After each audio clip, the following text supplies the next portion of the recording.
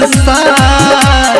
तू ही छी हमर दुनिया बहिन, तू ही छै संसार।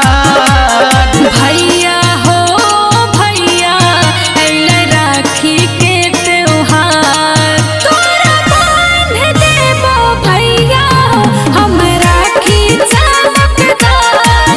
तोरा बांध देबो भैया हो हम राखी चमकदार।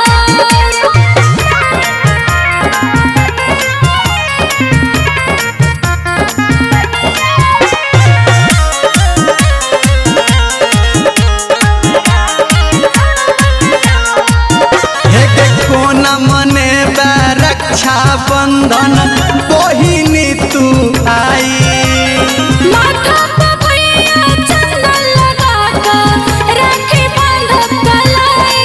अच्छा कोना मने रक्षा बंधन बहिनी तू आई।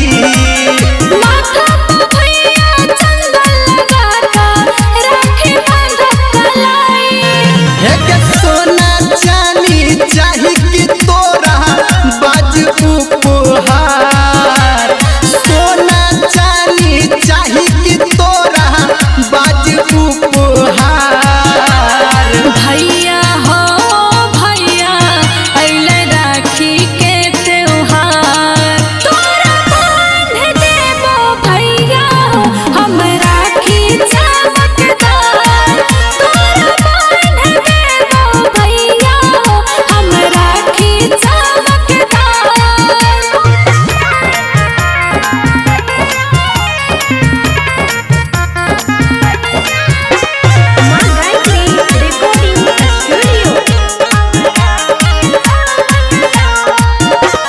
रखबौ सब दिन तोरा बहिनी आँखी के सोझा हम। हमरा भैया के जीवन में कहियो आबै नै गम। हाँ रखबौ सब दिन तोरा बहिनी आँखी के सोझा हम। हमरा भैया के जीवन में कहियो आबै नै गम। सब दिन महीना बनल रहते भाई बहिन के प्यार। सब दिन महीना बनल रहते भाई बहिन के